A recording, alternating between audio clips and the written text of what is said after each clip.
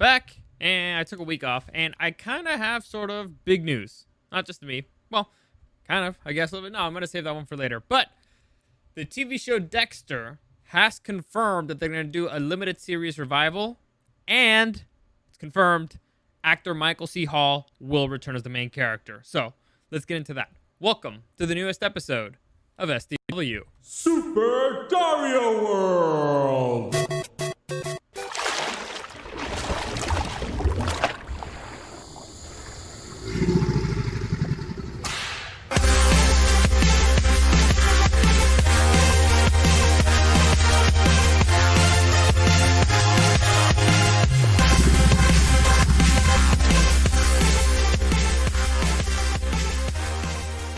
So I decided to take a week off. Yeah, took a week off. It's funny. This kind of always happens to me whenever the show goes on break. Whenever the show goes on, because for those of you who don't know, I work at a radio station called Rock 105.3 in the morning show. And usually whenever the show's off, I still stay there because I still have to run the board and, do the podcast editing and all that stuff. But usually when that happens, I say, you know what? I'm going to do extra work. I'm going to work extra hard on my podcast. I'm going to do all these extra things. And then I don't do anything because I'm lazy. No, the reason why is that every single time, or at least for the last few times that the show's gone on break, I get sick. Like at the beginning, like the as soon as the break hits, I start feeling terrible. And, it's usually like, I feel like my allergies, just somebody hits me with a baseball bat right in the face and my allergies start killing me. So it's exactly the same thing happened right this week. Like on Monday, I was already feeling terrible. By Tuesday, I couldn't do it anymore. Like I could not keep going anymore. And so, I still went to work because it's pretty easy because there's really not much to do. But I was like, you know what? I'm gonna take a little break from the podcast because they sound terrible. And I started wondering, is this psychological? Like, is this all in my head, or is my body? It's my body's way of telling me like, take a fucking break. Take a break. I don't know. By the way, it wasn't COVID. I'm pretty sure it wasn't COVID because, again, it happens every single time, the exact same symptoms. So I don't know. You know how they say sometimes that if you're busy, you can push, like a sickness away and keep it at bay. And once your body knows you can relax, that's when it hits you. I don't know if it's that. I don't know if it's psychological. I don't know. Honestly, I have no idea. But the point is, after the first day, I decided, you know what? I'm going to take a week off. Screw it. The show's taking a week off. I'm taking a week off. I need it. I deserve it. Or actually, I didn't really take the week off because I still went to work. But I also did a whole bunch of stuff in the background. But I'll tell you about that in a minute. First, let me just give you a quick reminder that any comment, question, or suggestion, you can find me at Dario the Show on Instagram and at Super Dario World. Also, live streaming. I'm aiming for every day. I don't always do it every day, but I'm aiming for it Monday through Friday on YouTube and on Twitch at Super Dario World. I'm not sure what I'm gonna do about my Facebook, because I'm having a lot of issues with Facebook right now. If you followed the news, I'll you know what? I'll probably save that for another day because, again, I haven't decided. I've been doing a bunch of research. Let's just say I'm not happy with big tech right now. I'm not happy with social media, and I'm not 100% sure what I'm going to do there. But that's a whole rant. That's a whole rant, and this one I want to keep it short because I'm tired. I just got back from work, so I want to keep it like light, kind of light. It just catch you up on a few things. But yeah, like I said, for the moment, if you want any updates on what I'm doing, I update my Facebook page at Super Dario World. So before I get into the big topic here, or at least the interesting topic here of the TV show Dexter, I'll give you an update of what I did a whole week. So during the week, I took advantage of the time. I believe I mentioned it a few episodes back that I started. I bought some equipment because I'm planning the next stage of it, and so I spent the time testing out the equipment, and I also tried to kind of move my recording area here so I'm not in the way as much. It ended up being a huge waste of my time, and I had to move everything back, so it sucked. It sucked. It was a huge waste of my time in that sense, but like I said, I tested some stuff out. I think it's gonna work. Now I'm in the next stage of it, which is I'm making like a mini, well, not mini, but a portable studio, so that I can start, recording stuff not just from here. I can record it, on the go. So it could actually be Super Dario World. So I can move around, and wherever I'm going, I could be able to record a podcast, or I can start interviewing people. So it's like I'm making a mini portable studio that has 4 mics, and so I could actually start talking to people, interviewing people. And I know a bunch of really weird characters, interesting people. So when the pandemic ends, hopefully I'll start working on that more, and I won't be limited by geography. Like I can actually move around and do stuff. I don't like Zoom. Zoom annoys me. I don't like doing things on the phone either. I'm a face to face kind of guy, so that's what I've been working on. Making the next stage of that is actually making it mobile. I think I got the most important part. Now I just gotta have to make it work. I'm a do-it-yourself type of guy. So I bought a sturdy, a nice bag, but for that works as a carry-on bag. So in this carry-on bag, I have to make everything fit. However, it's kind of delicate equipment, so I'm gonna have to pad everything up. And I guess you could pay somebody to do it, but I don't want to pay anybody to do it because it's expensive, and it's been an expensive year. So I want to do that myself. So I'm trying to find foam and stuff. So it's a project. It's still gonna take a little bit of time, but fortunately, we got COVID, so that kind of gives me that's given me a little bit of a window, of a bigger window that I don't have to pressure myself to doing it. But that's what I've been working on. I worked on it a big chunk of this week. Like I said, a part of it was a huge waste of time, but another part of it seems like it's going pretty well. So there you go, update. Now let's talk about the TV show Dexter. So let me see if is that one? Nope. That one? Sure. No. That one. Is it that one? No. There you go. No. Damn it, I forgot which one I used to. I'll just use that one for now. Screw it, I don't care. So TV show Dexter. In the pantheon of TV shows with terrible endings, Dexter is up there. And I mean really up there. You got the Game of Thrones in the world, you got the Dexters of the world. The ending was disgustingly bad. One of the worst endings of all time. And it sucks because it was actually a pretty good show. Dexter is actually the perfect example of a show that overstayed its welcome. If the show would have ended at season 4, it would have been great. It would have been ended up in the list of the top 10 greatest shows of all time. Well, not top 10, but one of the greatest shows of all time.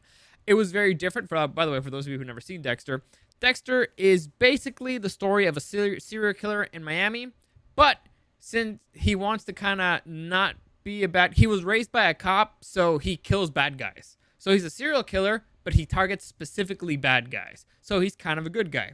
And the show is interesting because the narrative is told in first person, meaning that you are in Dexter's head. Dexter is the narrator. Throughout the show, you are listening to Dexter's thoughts. You see everything through his perspective. And it is batshit crazy. It is fucking bonkers. Being in a serial killer's head is super interesting and super wild because they find a way to justify everything. I guess if you've seen the Netflix show You, it's very similar, except instead of being in the mind of a serial killer, you're in the mind of a stalker. It's a great show. I highly recommend it. You. It's got Dan from Gossip Girl. It's a great show. Honestly, really great performance. Really, really interesting story. But let's stick to Dexter right now. So, I talked about this, a few months back, and it's the importance of endings. And here's how I said it. A beginning is very important to keep to get you interested. The beginning is what gets you started. It's what keeps you in a show. A good beginning. However, a good ending will keep a show in your heart forever. Right? The ending is the most important part of any story. Is the ending. It's all about how you leave them, folks. All right? It's all about how you leave them. All right? The most important part of any story is the ending. Can't say that enough. Like I said, I'll say it again. The ending, a good ending, will keep something in your heart forever. That's why, and I used this example before, nobody gives a fuck about Game of Thrones anymore. Except, those of us who read the books, and also those of us who like the board game. By the way, the digital version of the Game of Thrones board game came out last week. I'm loving it. I love the board game already, the digital version. It lets me kick the asses of people all around the world. It's great. Anyway, what was I even talking about? Yeah. So, endings, super important. Knowing when to leave is super. You ever had a friend over at your house and it's like 1, 2, and you're like, I don't want to talk anymore. I'm tired. Kind of get the hint, get the fuck out, and they don't leave. Those people are the worst. Same thing happens with TV shows. They need to know when to end. They need to know when to leave. Dexter is a show that overstayed its welcome. However, there is an and by the way, the ending was terrible. I mean, disgustingly bad. I've never heard a single person even try to defend it. Not even the stars of the show, not even the creators. I don't think I've even heard it. But it's it finally looks like it may get a chance to redeem itself. So I'll read you this statement real quick from Showtime and the creator of, well, the former showrunner of the show, Clyde Phillips. Here it goes. Dexter is such a special series, both for its millions of fans and for Showtime, as this breakthrough show helped put our network on the map many years ago. Oh wait, actually no. This is Gary Levine, the co-president of Showtime. Why would they put somebody else's name there? Anyway. Oh no, I understand. Okay, so that's one of the co-presidents of Entertainment Showtime. We would only revisit this unique character if we could find a creative take that was truly worthy of the brilliant original series. Well, I am happy to report that Clyde Phillips and Michael C. Hall have found it, and we can't wait to shoot it and show it to the world. So, okay, that's what I read wrong. Anyway, Clyde Phillips is the original showrunner of the show, and so far the plot details are being kept on the wraps. So, what we know right now, Michael C. Hall is confirmed, Clyde Phillips is confirmed, and it's going to be a limited series revival, meaning it's going to be one season, meaning basically they want another shot at the title. They want another shot at leaving audiences with a better taste in their mouths, which is great. There's a lot of TV shows that I wish could do this, because there's a lot of TV shows with a lot of terrible endings. However, some of them I don't see how they can fix. Like, perfect example, Death Note. I don't see how they can fix that one, because the ending was kind of definite. So, there's let's just say, the Dexter has the opportunity of still being able to be fixed. However, I have some concerns. And the biggest concern is Clyde Phillips, the former showrunner of the show. From what I read, from what I've heard, and from what I understand, dude is a massive control freak. He had 100% absolute control of absolutely every single thing that was on every single script, on every single episode. You could not make up shit on the fly. You had to do exactly what was on the script that he had approved. And I don't know if he was the writer, but I know that they had complete control. And you know, sometimes in a TV show, when you're recording or something, when you're on set, you think of something clever or you ad-lib something and you know, and the director, whatever, goes with the flow and the actor goes with the flow and you like it. And sometimes you get gold. When actors get creative, you get gold sometimes. Sometimes you get turds, and sometimes that completely ruins the story because they don't understand the character as well as you do because you're the writer and you know the long-term stuff and they only know the short-term and they're going to fuck everything up. So there's pros and cons. And this guy was known for being the guy who had absolute control, no shenanigans. You had to do exactly every single thing like it was on the paper, nothing else. Nothing else, no ad-libbing, no improvising, no nada. So, the failure of Dexter and its terrible ending falls squarely on the shoulders of that son of a bitch. All right? I loved this show so much. It was so different. It was so interesting. And they butchered it. And just when you thought, all right, finally it's going to be put out of its misery, they butchered it even more. It was brutal. It was, you never see that South Park episode where the kids are really upset over the newest Indiana Jones and they go to the cops and they report that Steven Spielberg and George Lucas raped Indiana Jones. It's kind of how you felt with Dexter, you know? And so that's a concern. That's a legitimate concern for me. I'm worried that they're going to fuck it up more. Because there's always the possibility that they're going to fuck it up more. There's, you know... If I'm a hopeful guy, I'm an optimist most of the time, but I'm also a realist. And so far, the record on the show is that after its apex, it's been steadily downhill. It had its ups and downs, but it was steadily going downhill. All right, they kept doing the same thing over and over again. It did not adapt. It did not change. It did not evolve. and it culminated in one of the most disgusting pieces of crap I've ever seen in my life. So, am I going to trust this guy again with it? I mean, I guess I kind of have to. I mean, I'm going to watch it anyway. But I'm skeptical. I'm legit worried.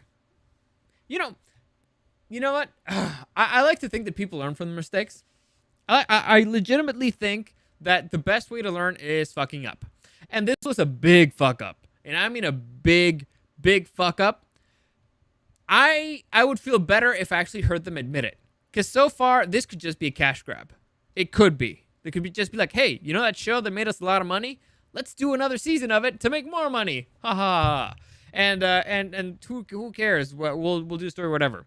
If it's actually to save the rep of the character, the fun, the memory that we have in our hearts of the character of the story, okay, fine, legit, I'll accept it. Like, I remember watching this show, and Michael C. Hall was going through cancer, so it was really, honestly, it was a great performance, and for already, it was already a great performance. But it's one of those things you're like, man, he's not only acting his ass off, he's also fighting cancer. It's like I said, it had a lot going for it, and I mean a lot for it. If you haven't seen the show, I highly recommend the first 4 seasons.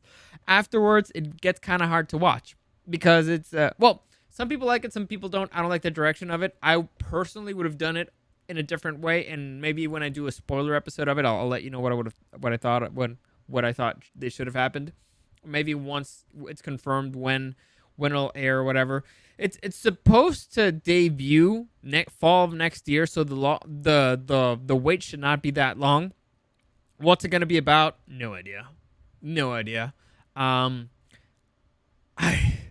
want to speculate so much. I want to maybe throw out a few theories out there, but I don't want to spoil it for anybody because I'm not sure if anybody's actually seen the show or they finished it or something. So I'm going to save it. I'll save it for another episode maybe once we get there. But that's the big headline, and that's probably a good place to stop. The big headline is that confirmed Michael C. Hall will return to Dexter and in a limited capacity, limited series.